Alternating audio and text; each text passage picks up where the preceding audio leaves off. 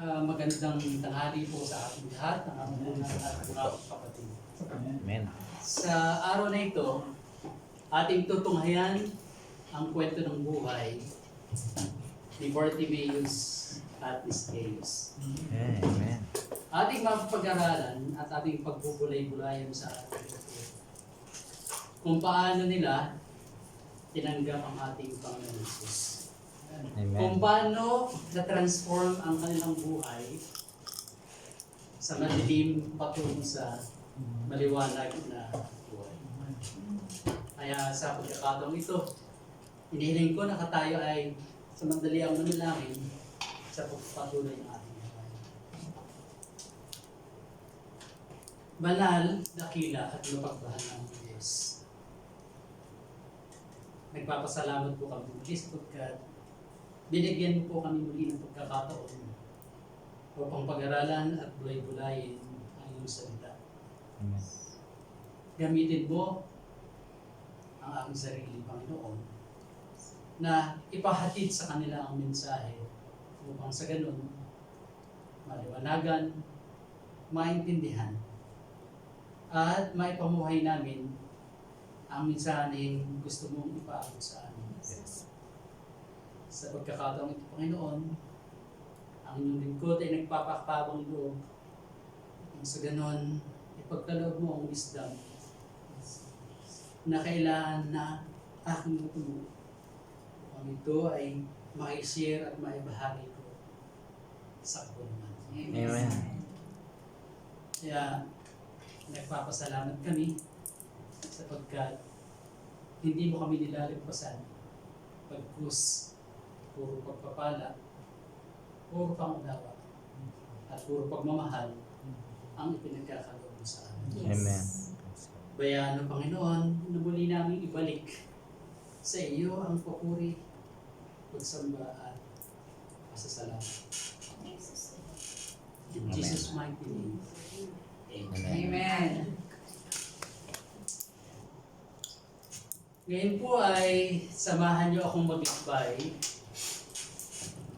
sa lugar kung saan ito yung lugar na si Joshua ay nakipaglaban. At itong lugar na ito ay napaka-historical sapagkat ito rin yung lugar kung saan sa panahon ng ating Jesucristo ay nag-iwan ng tatak sa buhay ng mga Israelita. At dito ginamit niya si Bartimaeus at si Zacchaeus.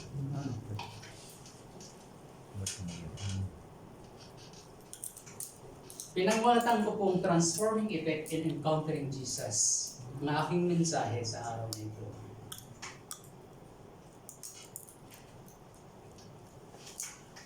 Balitang-balita ang ating Panginoong Diyos, si Jesucristo ng panahon na iyon. Okay? Sapagkat ito na yung pagkakataon, siya ay patungo sa Israel. Ngunit sa kanyang paglakbay, sa kanilang paglalakbay, kasama ang kanyang mga alagad, at ang mga maraming taong naniniwala sa kanya, dito niya makakatagpo si Bartimaeus at si Zacchaeus. So mapapansin po natin dito sa ating pinaka-reference verse yung topic na salvation at saka yung topic na ating masusumpungan, ating matatagpuan. At dito rin natin mapapansin kung paano masisave ang isang tao sa pamamagitan ng pagkakatagpo o pagkikita nila ng ating Panginoon Jesus. Ito po ay ang Luke 19. Bayaan niyo pong basahin ko muna sa inyo ang verse. Luke 19, verse 9. Jesus said to him, "Today, salvation has come to this house, because this man, too, is a son of Abraham. For the Son of Man come to seek and to save the lost." Amen. Ang quote po ng verse na ito ay patungkol doon sa buhay ng dalawang tao na nakatagpo sa Panginoong Diyos. kung saan makikita natin ang isa ay siya mismo ang nagsaliksik o humanap sa ating Panginoong Diyos. At ang pangalawa naman, ang Panginoong Diyos ang humanap sa Kanya upang siya ay magkaroon ng kaligtasan. Amen.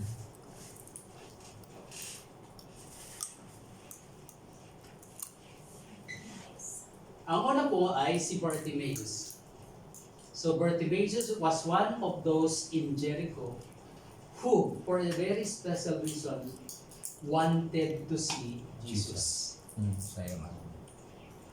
Kilala niyo po siguro si Bartimaeus. Amen. Si Bartimaeus ay isang taong bulag kung saan nagnanais siyang makakita. Sa ganon, nakita niya ang ganda ng mundo. Nakikita niya ang tunay na larawan ng mundo. At ito ang kanyang pinapamantik loob sa ating Panginoon Diyos. Na sa kanilang pagkikita, ating pong matutunghayan kung gaano niya pinahalagahan at kung gaano niya pasasalamatan ang ating Panginoon Diyos pagkakataong ipagkakaloob sa Kanya ang makakita siyang muli. Amen. Ang pangalawa ay si Zacchaeus, kung saan ang ating mensahe iikot sa buhay niya. Si Zacchaeus ay kaiba kay Bartimaeus. Si Bartimaeus siya ay isang bulag, pero dahil sa pagdinig lang sa usap-usapan ng mga tao na kapaligid sa kanya, yung kanyang pagtitiwala at pananampalataya kay Jesus ay ganoon na lang. Subalit si Zacchaeus kakaiba sapagkat gusto niyang mapatunayan kung gaano ang kapangyarihan ng Panginoon Diyos. Kaya sa kanilang pagtatakbo ng Panginoon Diyos, parang sa kanyang sarili, kailangan niyang makita, kailangan niyang mausisa kung ano talaga at kung sino ang ating Panginoon Diyos. He had heard that Jesus preached forgiveness for publicans and sinners, and figured that there was really no chance in the world that he could talk to Jesus. But he wanted at least to be able to see him. So at least to see him. That is the very purpose of Zacchaeus. Okay? On the report and on the news that Jesus is coming to Jericho. Kilalanin po muna natin kung sino si Zacchaeus at saka si Bartimaeus. Medyo malabo ang itsura naman yung pagkakakawa. So, sa gawing kaliwa, ito ay si Zacchaeus. Ito ang pagsasalarawan sa kanya. Siya ay small, maliit na tao. Kung tawagin natin dito ay para pang punano. Yan. Small person. Okay? Pero wag ka. Si Zacchaeus ay mayaman. So kahit na gano'n na kanyang itsura, hindi siya basta-basta sa panginingin ng ibang tao. Siya ay isang kolektor ng buwis ng mga tao na kung saan ang pinaglilingkuran niya ay mga Romano. At sa pagkakait taong ito, mapapansin natin na ang mga tao ay galit sa kanya. Sapagkat sa mga Israelita ng mga panahon na yun, parang traitor siya sa kanila. Sapagkat mas pinapahalagahan niya yung kaiba o yung ibang tao kaysa dun sa kanyang kapwa ng Israelita. Hindi siya basta-basta kolektor lang. Siya ay chief collector. Siya ang pinaka. Kumbaga sa atin sa Pilipinas, BIR commissioner. Napaka-influential ng tao. Pero makikita natin kung gaano ang pagiging insecure at kung paano siya nawala sa mata ng Panginoon Diyos. So hindi siya bulag. Ang kanyang palang ay siya ay maliit. Okay. Ang kanyang kaisipan, ang kanyang pananaw, ito ay normal. Sa isang banda, si Bartimaeus naman ay isang bulag. Literally po. Literally, bulag na bulag talaga si Bartimaeus. At mapapansin natin, dahil siya ay bulag, ino-consider siyang disabled. Disabled ako saan, kailangan lang niya umupo sa isang tabi para siya ay humingi ng tulong at maglinis. Para siya ay umuhay. Kita natin, siya ay poor. Poor na beggar pa. So, talaga, Down na down. pero, kaiba siya. Kaiba siya kaysa kay. Sapagkat siya, bulag lang ang kanyang mga mata.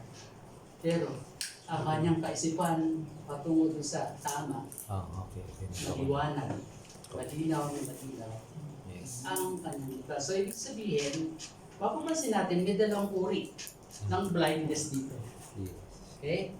Yung blindness kung saan, makikita natin kay Bartimaeus, bulag siya, pero ang katotohanan, kilala niya kung sino si Jesucristo. Samantalang si Zacchaeus, siya ay hindi bulag. Nakikita niya ang lahat. Pero bulag siya dun sa paniniwalang si Jesus ang tamang kaligtasan. Amen.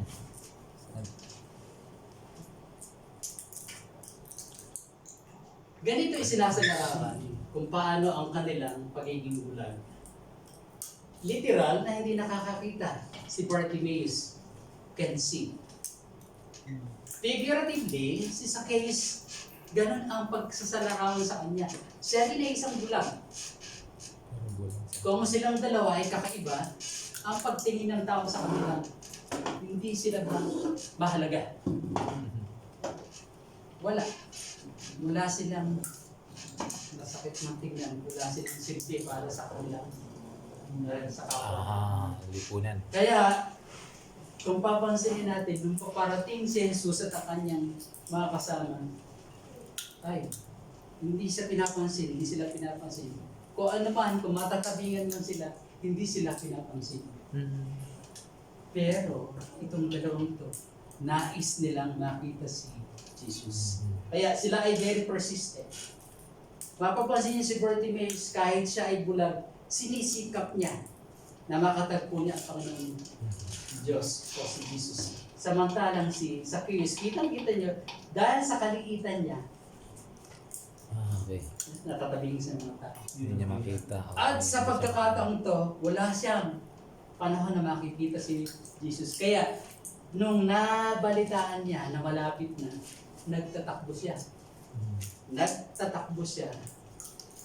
Patungo sa sycamore tree. Okay? Ngayon, Yun siya umakyat. sa pagdating ni Jesus, ang una niya nakatagpo ay si Bartimaeus. So, dumating si Jesus kasama ang kanyang mga alagad doon sa lugar kung saan nakaupo si Bartimaeus. Sa temple. Okay. Si Bartimaeus ay nananampalataya sa kanya. Kaya, mapapansin natin, may mga taong hindi siya pinapansin pero alam niya na paparating na ang Panginoong Diyos. Kaya siya ay tumihiyaw. Very persistent siya. Kaya, dinescribe ko siya na shouting and persistent Bartimaeus. Very eager niya na makita sa kanyang kalooban ang Panginoong Diyos.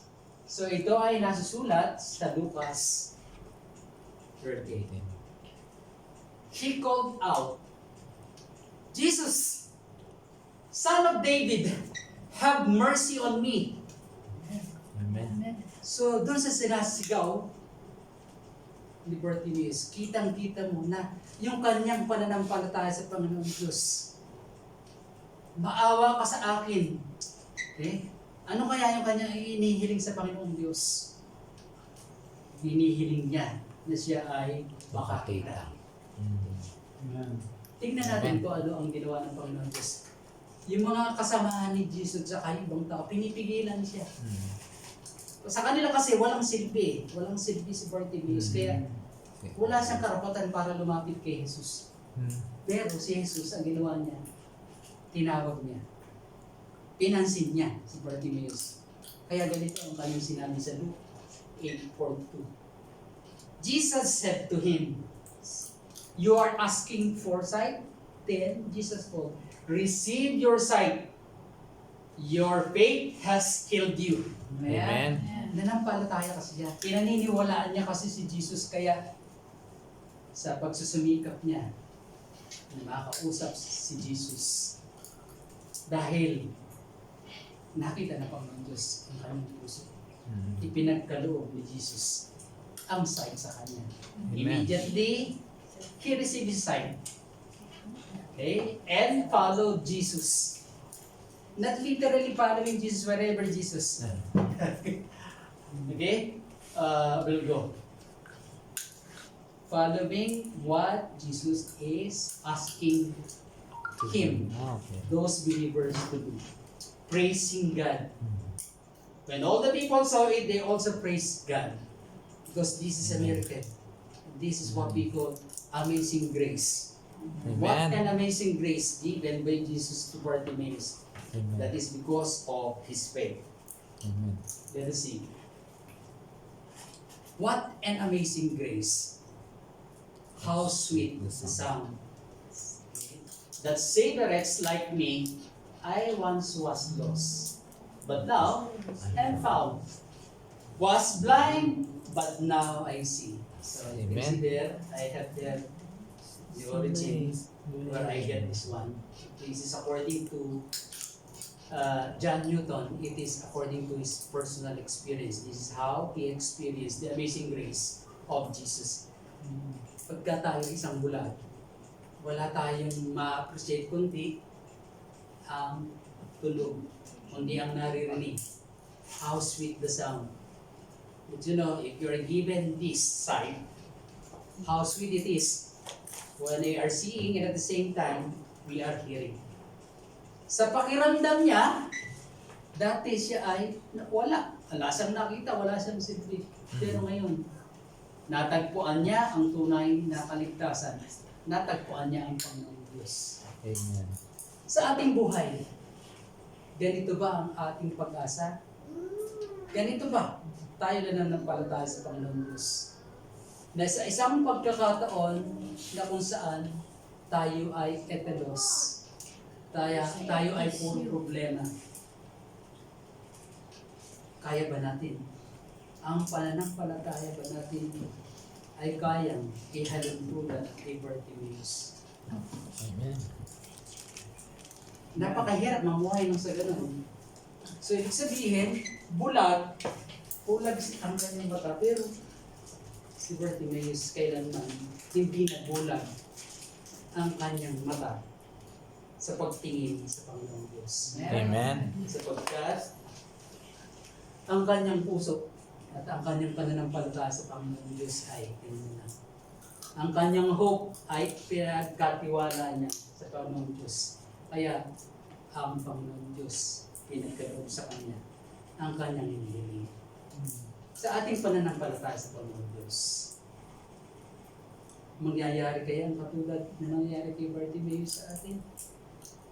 Ganun ba kalalim ang ating paniniwala at pananampalataya sa atin? Kaya napakagandang encounter sa buhay ni Bartimaeus ang ating Panginoong Diyos. Na-transform ang kanyang buhay sa buhay na mayroong liwanag, sa buhay na mayroong joy, sa buhay na siya ay naliligayan at masasayan. Amen. Sa bandang huli, makikita natin kung paano siya na-transform at kung paano na namuhay si Bartimaeus. Biyaan niyo po munang pagpatuloy ko ang aking panahon. And it will be given to you according to Matthew 7:8, because of the faith of Bartimaeus. What he is doing is like this, according to Matthew 7:8. Ask and it will be given to you. This is what is being done by Bartimaeus. He asked Jesus, have mercy on me. I want my sight. I want to see. Seek and you will find. Kasi kahit siya ay bulag, talagang gusto niyang makita, asaan ka? Asaan na pag alam niya darating. Kaya siya mismo talaga, hinahanap niya. Amen. Knock and the door will be open to you. Yung kanyang pagmamakaawa. Pag susumamo sa Panginoon Diyos, kanyang ginawa. sa ating buhay, ginagawa ba natin? Amen. For everyone who asks, receives. The one who seeks, finds. And to the one who knocks, the door will be open. Amen. Para dun sa isang awit ba na, ikaw ba ay balisa at walang sigla? Puro problema at walang saya. Para ikaw palaging talo at walang pag-asa. Pero ang sabi dito sa kanta, humingi ka at ikaw ay bibigyan. Hanapin siya, yun ay masusunod. Pagpapala niya palagi mo makakita. Ganito ang pananampalataya sa buhay ni Bartimaeus. Kaya tayo, kaya sa atin, ginagawa lang natin puro yung humingi. Seek.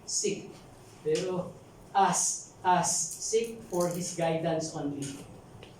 You know, we have to look for Jesus. We have to find Him.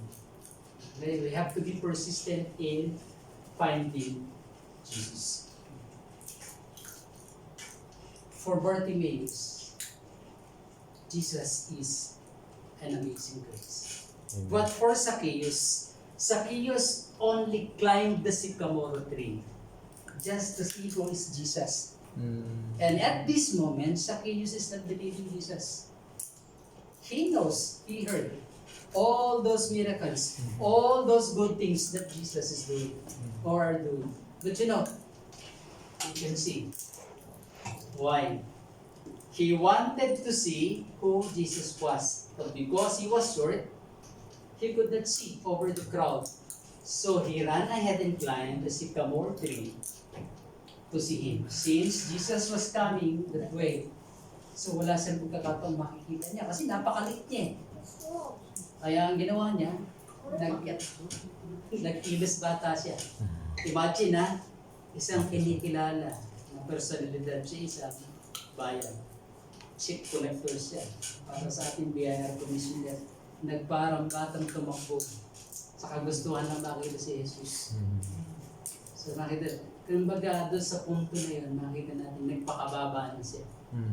Yung kanyang pagiging mataas dahil siya ay isa, hindi kaya sa lipunan. Kasi naging maliit sa sitwasyon na ito. Sa kagustuhan niyang makita, sino ba talaga si Jesus? Okay, now, they are saying that Zacchaeus is blind. And the rule why Zacchaeus is blind is attributed to this because of his small stature. Hindi sa atin kasi may mga pagkakataon na meron ba tayong insecurity sa buhay? May mga katangian tayo na para bang sa atin ito ay nakakahiya. Parang ganun ba? Si Zacchaeus, ganun ang kanyang paniniwala. Kaya sinabing siya ay bulag dahil lang ba dito, ganito ang kanyang magiging pangangatwiran sa buhay. Tingnan natin kung ano yung naging pangangatwiran ni Zacchaeus sa buhay niya. Dahil siya ay isang maliit na tao. Ganito ang kanyang na-experience at ganito ang kanyang nararamdaman. People look down at him in his entire life, both figuratively and literally.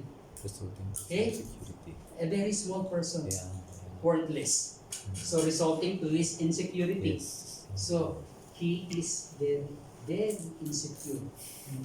So tayo sa buhay natin, sometimes we have our insecurity. Correct. But let us see, are we going to do the same as what Zacchaeus has done? Because of that, driven by desperate desire to overcome his physical liability because he is small, he wants to earn the reputation from people. Earnings people praise to material prosperity. Siya nga ay isang tax collector. Pinagsisilbahan niya ang mga Romano. Pero sa kabila ng kanyang pagsisilbi, nilalaman niya. Over and above ang kanyang paniningil. Kaya galit na galit sa kanya ang mga Israel.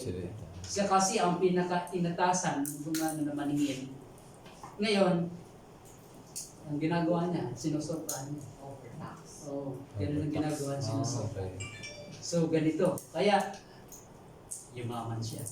Naging mayaman siya. So, marami ngayon umahanga sa kanya. Alam mo naman, ang mga tao, mas gusto yung kayamanan na pagka nabalik, mayaman siya. Wow. Yaman ng tao natin. So, ganon ang naging sistema ng buhay niya. Okay? Desperate siya dahil sa kahit na ako iligin ng maliit, iba naman. Kapera naman ako. Amen. Pero sa mali pang marami. Yes. So, baka isipin lang po natin, hindi itong material na bagay ang dapat. Kung ganito ang kanyang pananaw, sa case, ganito rin ba magiging pananaw natin? Pero bakit ka natin? Ayon kay Mark, okay, sa kanyang sinulat, for what shall it profit a man if he shall gain the whole world but lose his soul? Okay? So mapapasin natin, mayaman nga siya, pero saan ang gagaling? Paano? Paano niya kinuha ang kanyang yaman? Sinasabi ni Mark, useless. Hindi lang naman si Mark ang nagsabi niya, pati si Solomon sinabi niya, walang halaga ang mga bagay na ito. Pero kay Zacchaeus, ito ang kanyang ginagawa. Para sa kanya, yung kanyang insecurity matatakpan ng material na bagay. Pero, mali ang kanyang pamamaraan. Sa pangatlo, craving for his recognition blinded his good judgment. Yung mga tao gustong maging tanyak. Ganito ang ginawa ni Zacchaeus eh. Kasi ako maliit, kasi ako minamaliit niyo, kasi ganito ang pagtingin niyo sa akin. Pero wag ka, gagawa ako ng paraan, ito gagawin ko. Sasambahin niyo ako. I-praise niyo, i-acknowledge, i-recognize niyo ako. Kaya ganito, i-recognize. But according to, he is betraying God. Because he is charging much of taxes to the people. Okay? And tell the Jews. By becoming a chief collector of taxes for the Romans. So in this case, Zacchaeus is pleasing the Romans, not his fellow Jews. Amen. So ganito ba tayo?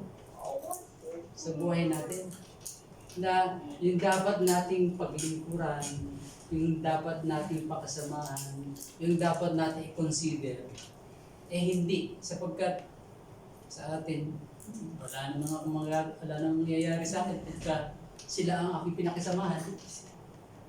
Kasi nyo ganun, walang silbi pagka sila ay aking pinakisamahan. Dito, may pakinabang. So sa madaling salita, doon siya, kung saan siya ay makikinabang, na ito ay maling-mali sa pananaw ng Panginoon Diyos. So, masasabi natin, si Zacchaeus ay talagang sinner. Okay? Sinner. The people openly despise him. So even though he is in that condition, he is rich, wealthy, okay, known by everybody because of his material things, but worthless. Walang silbi pa rin. Yeah, wala siyang silbi. Because Okay? he's And if we're going to assess, because of his acts, he is personally and unsatisfied. Can we compare now this world to the idea, to the action of Zacchaeus? Marami ba sa mga tao ang gaganito sa atin ngayon? Yes. Ikaw ba? Kabilang ka ba? Papanalin mo ba si Zacchaeus? Kasi may mga pagkakataon na minsan nagiging Zacchaeus tayo. Tawag sa akin Oo. safe. Yun isa. Yan, safe. Sa ating pagdinegosyo. Dinegosyo tayo. 10% lang sana ang ginawa, pero 100%. 150. 150.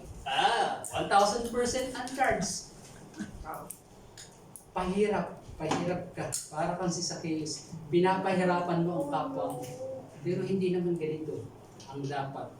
Hindi ganito ang turo ng Panginoon Diyos. Kaya kung ating i-describe dahil sa 4 na dahilan, makikita natin si Zacchaeus talaga ay makasalanan at siya ay nawawala sa kalooban ng ating Panginoon Diyos. Pero tingnan natin, sa pagkakataong ito, mababago ang kanyang buhay sa pagtatagpo nila ng Panginoon Diyos. In Luke 19 verse 5, when Jesus reached this spot, the sycamore tree, he looked up and said to him, Zacchaeus, come down immediately. I must stay at your house today. So he came down at once and welcomed him gladly.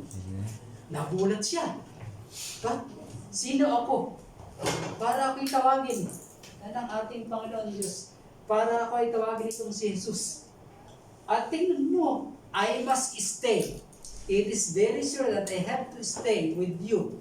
That is according to Jesus. That is what is said by Jesus. Tuwa-tuwa siya, bumaba siya kaagad-agad. Ito na. Iba na naman ang kanyang pakiramdam. Nagmamalaki na naman siya. Kasi niya, cause of Zacchaeus joy. Yeah. Pero ito, yung pagpapaliwanag na gagawin natin ay kaiba sapagkat ipinakita ng Panginoon Diyos kung paano tanggapin ang isang makasalanan. Kung paano pakitunguhan ang isang makasalanan. According to Zacchaeus, this is what he felt. Jesus initiates by calling him, come to seek. So meaning to say, halika, bumaba ka rito. Pinabababa niya ako. So sa pagkakataon na ito, magkakatagpo na kami dalawa. Okay? Dahil sa sitwasyon din na yun, ito yung kinalulugod niya. Jesus looked up to him na kung saan hindi niya na-experience sa kanyang buhay sapagkat siya ay isinusuka, itinatapo ng kapwa-tao. Looks up at one, not look up to. Look at that. So I will be very happy because I will feel important. So sa pagsitwasyon na ito, tuwang-tuwa siya sapagkat importante pala ako kay Jesus. Sa pangatlo, Jesus knows him and is friendly. Zacchaeus can pretend. Okay?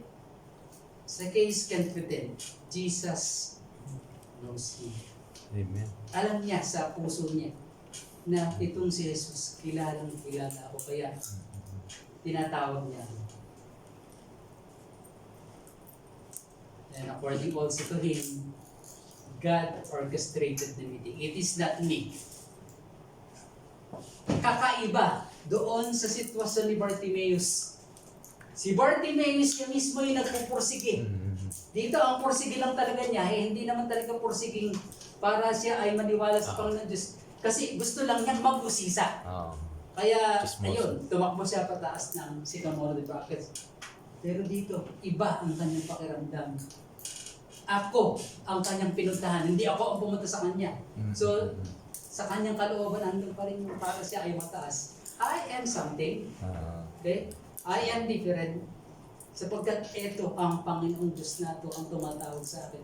At huwag ka pupunta mismo sa bahay ko. So sa kanya, si Jesus ang humanap sa kanya. Hindi siya ang humanap kay Jesus. So tingnan natin na sa dalawang personalidad, si Bartimaeus siya mismo ang lumapit sa Panginoon Diyos. Samantalang si Zacchaeus, siya ang nilapitan ng Panginoon Diyos. Kaya, dalawa ang sitwasyon na pwede nating makaniig ang Panginoon Diyos. Maaaring tayo mismo ang pumunta sa Kanya. O, kung sakasakaling nakakalimutan natin siya, si Jesus mismo ang kakatok sa kalooban ng puso mo. Ganito ang nangyari kay Zacchaeus.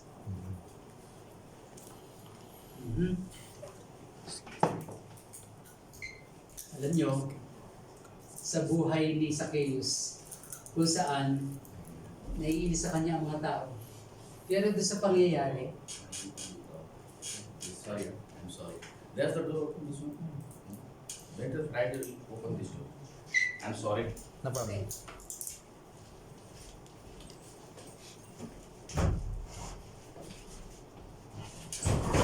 So sa pagtatagpo ni Zacchaeus at saka ni Jesus, doon sa ilalim ng sikamoro, nakita ng mga tao.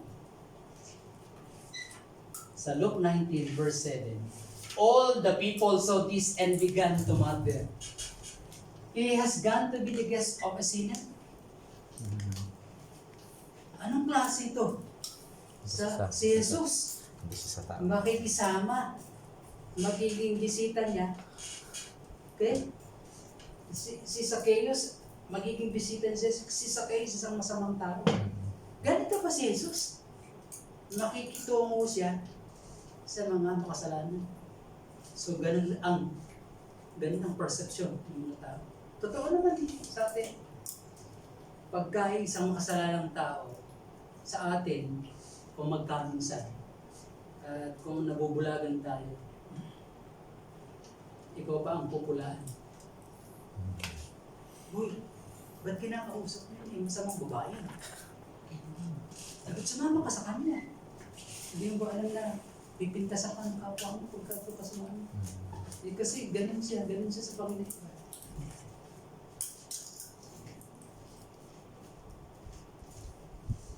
So sa mga tao, parang sa kanila, bakit ganito ang Panginoong Jesus? Nung panahon na yun, bakit sila nakikitungo? O bakit siya nakikitungo sa ganitong klaseng tao makasalanan? Nung marinig ni Jesus, pinaliwanag niya sa mga tao. At ito, tinukoy niya ang parable of the lost sheep. Sino ba ang mahalaga para sa kanya? So, kanyang binanggit. Sa Luke 15 verse 3, then Jesus told them this parable. Suppose one of you has 100 sheep and loses one of them.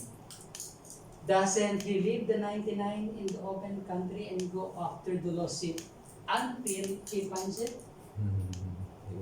And when he finds it, he joyfully puts it on his shoulders and goes home. Then he calls his friends and neighbors together and says, "Rejoice with me, I have found my lost sheep." Amen. Pinaliwanag sa kanila ni Jesus, siya isang lost sheep. Tinatanggihan niyo na siya. Sino pa ang magmamahal sa kanya? Sa sitwasyon na ito, pinakita ng ating Panginoon Diyos kung paano mahalin ang makasalanan. Wala siyang itinatangi.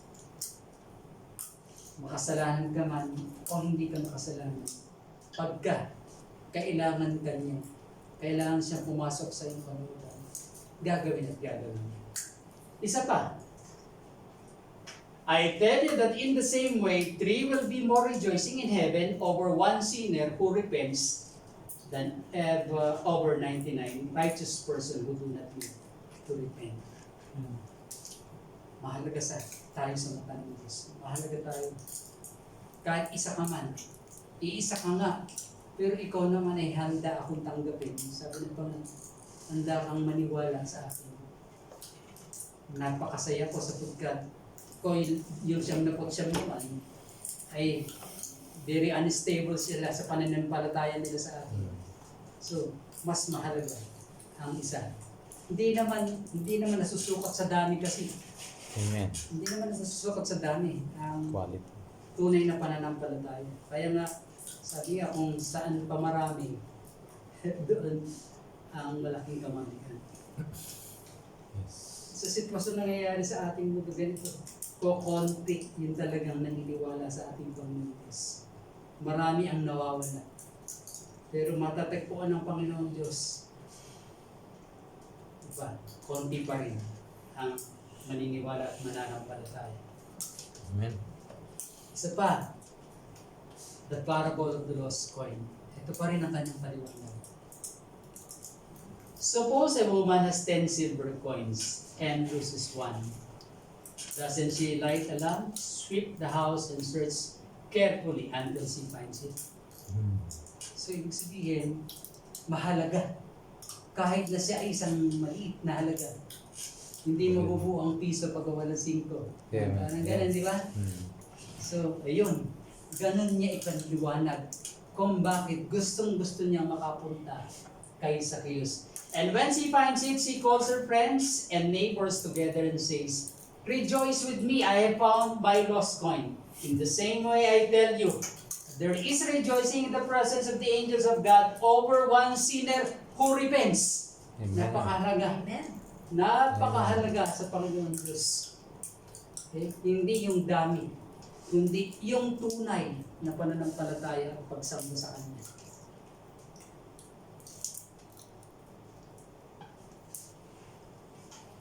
So in Luke 19:8, Zacchaeus stood up and said to the Lord, "Look, Lord, here and now I give half of my possessions to the poor, and if I have cheated anybody out of anything, I will pay back 4 times the amount." Ito na yung sitwasyon kung saan nakasama na, nandun na sa bahay ni Zacchaeus ang Panginoon. Nagkausap na sila. Nagkaroon na sila ng chatting. Nagkaroon na ng paliwanagan. Na-convert na si Zacchaeus. Amen. Naliwanagan na siya. Siya dating bulag, ngayon hindi na. Sapagkat sa kanilang pagtatagpo, sa pagsama ni Jesus sa kanyang bahay, dito, naunawaan niya kung ano ang dapat. Kaya nga, andito sinabi niya, dahil naunawaan na niya ang araw ng ating Panginoon Diyos, bigla na-convert siya. Na-transform ang kanyang paniniwala. Kaya yung kanyang mga inabuso, ano sinabi niya? I will pay back 4 times the amount.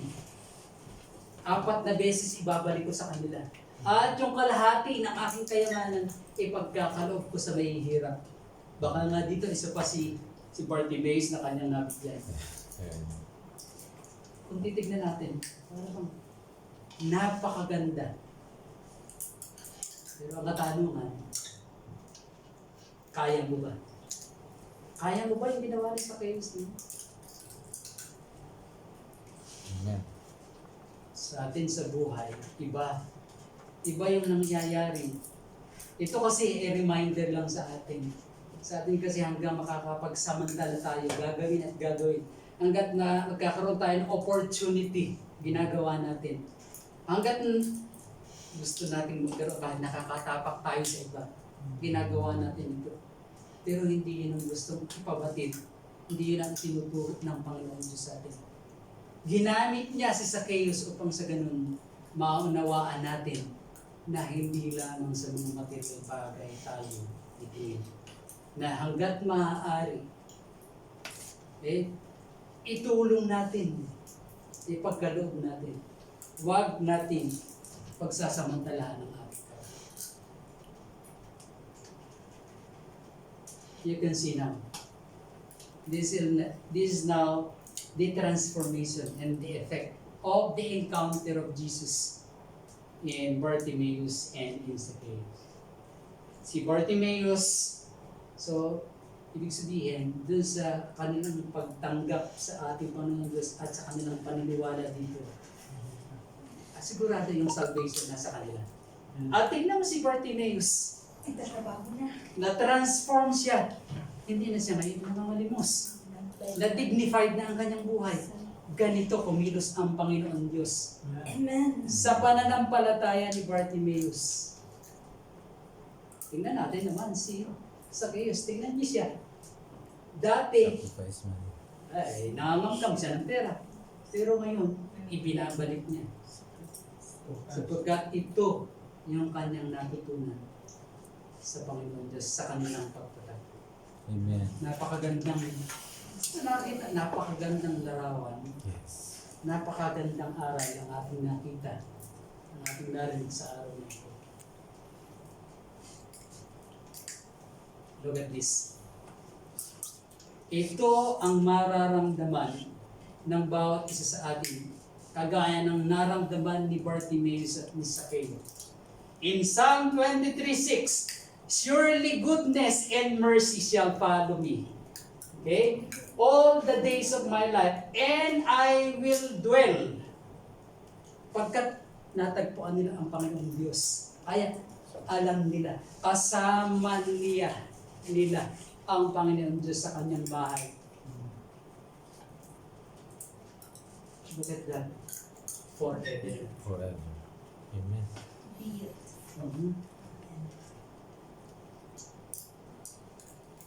For our application, Receive. sa aral na narinig na atin ngayon, ano ba ang dapat natin gawin? Kung i-apply natin sa buhay natin. Nakita natin kung paano. Okay? So, ano ang ginawa ni Bartimaeus? Ano ang ginawa ni Zacchaeus? Receive him by faith. Sa unang pagtatakpo ni Bartimaeus at ni Jesus, andun kaagad yung pananampalataya ni Bartimaeus. Si Zacchaeus, kailangan muna nilang mag-usap. Pero pagkayari nun, ito ang nangyari. So sa atin, ano ang ating gagawin? Gagayahin na natin ito. Pangalawa, repent on your sin. Change your way of living. Amen. Kalimutan na yung dati. Nalaman natin kung anong katotohanan. Alam na natin kung anong tama. Alam na natin kung ano ang sinasabi sa atin ng ating Panginoon Diyos. Magagawa po ba ang dati? Sa pangatlo, follow Him. Following Him is listen to obey His commandments. And when we obey His commandments, this is what will happen. His mercy and goodness will follow. Amen. It is like that. That is the principle that will happen to us.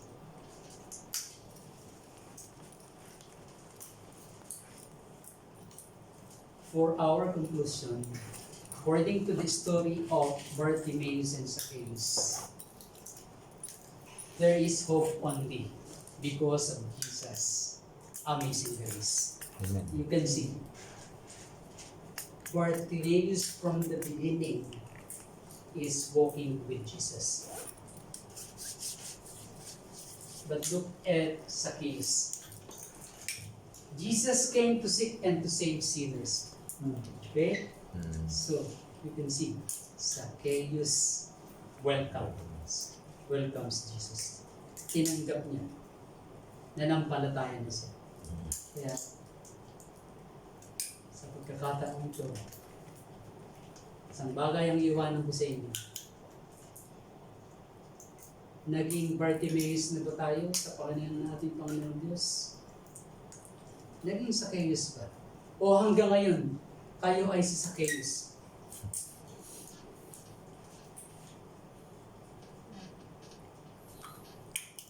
Mayroon bang pagkakataon sa buhay natin na tayo ay naging Bartimaeus? Amen. Sa pangalan ng Ama, ng Anak, at ng Espiritu Santo. Amen. Amen.